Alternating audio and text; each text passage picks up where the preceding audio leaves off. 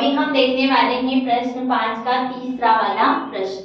तो चलिए देखते हैं। तो हमें यहाँ पे एक व्यंजक दिया गया है और उस व्यंजक के सबसे पहले हमें गुणनखंड करना है और जो भी गुणनखंड आएंगे उसका हमें भाग करना है किससे, p-1 से। ठीक है, तो जैसे हमें व्यंजक क्या दिया है, 5p² माइनस का 25p प्लस का 20, इसे भाग करना है हमें p-1 से। ठीक है, तो सबसे पहले ये जो हमें व्यंजक दिया है 5p² माइनस का 25p प्लस का 20, इसका हमें क्या करना है, गुणनखंड करना है। तो यदि आपको दिख रहा होगा तो इस व्यंजक में सभी जो है 5 के गुणज है, 5 के गुणज है। जैसे 5 एकम 5, 5 25, 5 चौके 20, है ना। मतलब ये जो पूरा व्यंजक है वो 5 का गुणक है। यदि हम इनमें से 5 को बाहर निकाल दे या क्या करें कि 5 से इसे भाग देते तो कितना हो जाएगा, देखो 5 से मैं इसको क्या कर रही हूँ, भाग दे रही हूँ या इसके साथ को गुणनखंड निकाल देती हूँ 5। ठीक है, मैंने सब में से 5 निकाल दिया। तो अब देखो कैसे बचेगा अंतर, यहाँ से 5 को मैंने बाहर कर दिया, बचेगा क्या, p²। तो p² लिख दो। ठीक है, ध्यान से देखिए, एक और बार समझा दूंगी। ये इस पूरे व्यंजक में से 5 को मैंने जो है सातवां गुणनखंड ले लिया। ठीक है, तो अब देखो कि कोष्टक में क्या क्या बचता है। तो यहाँ से 5 बाहर हो गया, बचा p², तो p² लिख दिया। माइनस है तो माइनस लगा दो। अब देखो पचम जब मैं 25 कैसे आएगा, 5 से 25 कैसे आएगा, तो 25 को क्या लिख सकते हैं, 5 गुणा में 5, ऐसा ही लिख सकते हैं। 25 को क्या लिख देंगे, 5 गुणा में 5। तो मान लो इस 25 में से 5 मेरा बाहर चला गया, ये दो 5 में से, मतलब इस 25 को मैंने लिखा 5 गुणा में 5, तो 5 मेरा ये बाहर चला गया, एक 5, दो 5 है ना, तो एक 5 बाहर चला गया, बचेगा कितना, एक 5 तो बचेगा, है ना। दो 5 में से मैंने एक 5 को बाहर कर दिया तो बचा कितना, 1। समझ में आया ये, मैंने इसके गुणनखंड यहाँ करके जो है बताए। तो यहाँ बचेगा माइनस का 5p, आई बात समझ में। प्लस अब देखो 20 के गुणनखंड क्या होंगे, 5 गुणा में 4, 20 के गुणनखंड क्या होंगे, 5 गुणा में 4। तो यदि मेरा 5 बाहर चला गया है, ये है ना, मैंने क्या बोला था कि मैं इन तीनों में से 5 को जो है सार्वगुणनखंड ले रही हूँ। तो जब तीनों की बात आएगी तो 5 तो बाहर चला गया, अब जो बचेगा वो इस कोष्टक में लिखेंगे। तो 20 के गुणनखंड है 5 गुणा में 4, तो 5 तो मेरा बाहर हो गया, बचेगा कितना, 4। तो उस 4 को मैं यहाँ पे लिखूंगी। आई बात समझ में किस प्रकार से किया है। इस पूरे व्यंजक में 5 को मैंने जो है सार्वगुणनखंड लिया है और इन दोनों के आप में दोनों के गुणनखंड करके इस प्रकार से मैंने गुणनखंड इधर की तरफ किया है। फिर मैंने देखा कि एक 5, दो 5 इसमें आ रहे, तो एक 5 मैंने बाहर भेज दिया है, एक 5 बचेगा तो मैंने यहाँ लिख दिया। अब उसी प्रकार 20 के गुणनखंड क्या हो गया, 5 गुणा में 4, तो ये 5 तो बाहर हो गया, 4 कितना बचा, 4, तो इस 4 को मैंने यहाँ लिख दिया। ठीक है, आई बात समझ में। चलिए अब ये जो हमारा ये क्या आ गया, हमारी क्या आ गई, एक व्यंजक आ गया। अब हमको इस वाले व्यंजक के जो है गुणनखंड निकालना है। तो ध्यान से देखिए, इस 5 को लिखो चाहे मत लिखो, अभी अपन को सिर्फ ये वाला व्यंजक हल करना है। तो p² माइनस का 5p प्लस का 4। तो इसको कैसे हम हल करते हैं, तो मतलब हमें कोई दो संख्या इस प्रकार से लेनी है कि जब हम उनका प्लस या माइनस करें तो मुझे 5p मिल जाए और उन्हीं दो संख्याओं का जब गुणा करें तो मुझे 4 मिल जाए। ठीक है, तो मान लो कि वो संख्या है, जैसे कि मैं 4 में 1 जोड़ूंगी तो मुझे कितना मिल जाएगा, 5 मिल जाएगा, और 4 में 1 का गुणा कर दूंगी तो मुझे 4 मिल जाएगा।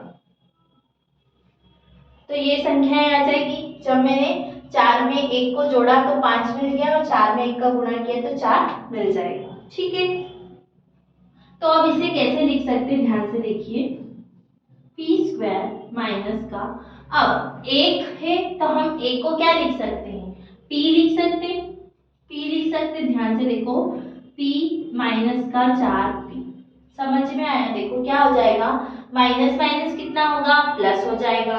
4p और 1p 5p हो जाएगा, ठीक है। 4 और 1 5 हो जाएगा, ठीक है। और माइनस माइनस प्लस हो जाएगा, लेकिन साइन माइनस का ही रहेगा। क्यों रहेगा, क्योंकि यहाँ पे 4 जो है बड़ी संख्या, इसीलिए माइनस का रहेगा। अब 4 को हम क्या लिख सकते हैं, 4 गुणा में 1 या फिर 4 ही लिखो, बात एक ही है, ठीक है। अब ये तो हमारे हो गए गुणनखंड। अब इधर देखिए कैसे करना है। अब ये जो हमारा व्यंजक आया है उसमें से ये 2 के समूह बना लो और ये 2 के समूह बना लेंगे। तो देखो क्या लिखेंगे हम, 5 तो हमारा पहले से ही था। इस p स्क्वायर माइनस का p, इन दोनों में से हम क्या सार्वगुणनखंड ले सकते हैं। तो देखो p स्क्वायर इसमें भी है और p इसमें भी, तो क्या हम p को सार्वगुणनखंड ले सकते हैं, मतलब कॉमन या उभयनिष्ठ ले सकते हैं, बिल्कुल ले सकते हैं। तो इन दोनों में से p को मैंने एक p को बाहर ले लिया। अब यहाँ पे 2 p थे, p स्क्वायर है मतलब 2p, तो 1 p बाहर हो गया, बचा कितना, 1 p बचेगा।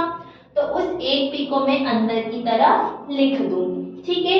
p स्क्वायर में से 1 p बाहर हो गया, तो बचेगा कितना, p, ओनली 1 p। अब माइनस है तो माइनस लगाएंगे, ये जो p है वो तो बाहर हो गया है ना, हमने इन दोनों की बात की थी कि इन दोनों में जो है p दोनों में है, तो हमने 1 p को बाहर कर दिया। अब इसमें 2 थे तो 1 बच गया, तो 1 कोष्ठक के अंदर लिखा। अब यहाँ पे तो एक ही p है और वो भी बाहर हो गया, तो मतलब p बाहर हो गया, तो बचा कितना, कुछ नहीं बचा, तो कितना बचा, 1 बचा।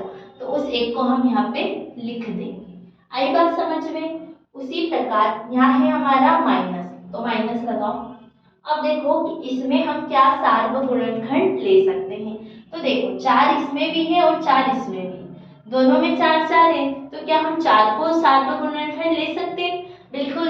तो मैंने यहाँ से 4 को जो है सार्वगुणनखंड ले लिया।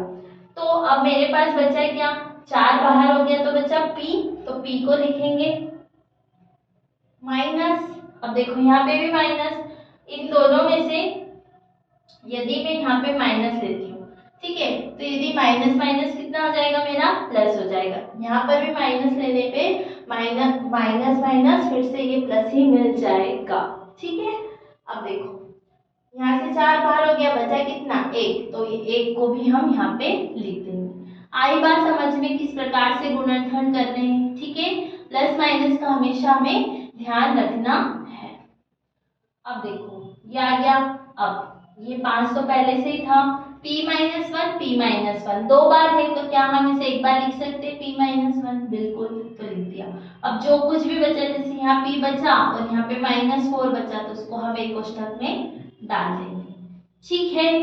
तो हमारा इस वाले व्यंजक का गुणनखंड क्या आया, 5 p माइनस 1 p माइनस का 4, ठीक है। अब हमें इस वाले जो गुणनखंड है उसको भाग किससे करना है, p माइनस 1 से। तो हम कैसे लिखेंगे, 5 p माइनस 1 और p माइनस का 4, इसको हमें भाग करना है p माइनस 1 से। तो देखो p माइनस 1 यहाँ भी है, p माइनस 1 है, तो इसको हमें इससे काट देंगे, ठीक है। तो सिर्फ बचेगा क्या, 5 p माइनस का 4, तो ये आ गया। अब यहाँ भी आप इसका उत्तर हो जाएगा, और यदि आप इसका गुणा भी कर देते हैं तो वो भी उत्तर हो जाएगा। तो समझ में आया आपको कि किस प्रकार से इस प्रश्न नंबर 3 को करना है। सबसे पहले हमने देखा कि ये 5 का गुणज है, तो 5 को हमने सार्वगुणनखंड ले लिया, तो ये चीजें हमारे पास बच गई। अब ये हमारी एक क्या गया, व्यंजक, और इसी व्यंजक के हमने क्या किए, गुणनखंड, ठीक है, और फिर भाग किया, तो हमारे पास ये उत्तर आया, ठीक है। तो ये था हमारा प्रश्न 5 का तीसरा। समझ में आ गया अच्छे से, ठीक है। यदि नहीं आया है तो आप इसे एक और बार देखोगे तो आ जाएगा, ठीक है। तो अब देखते हैं इसके आगे वाले प्रश्न।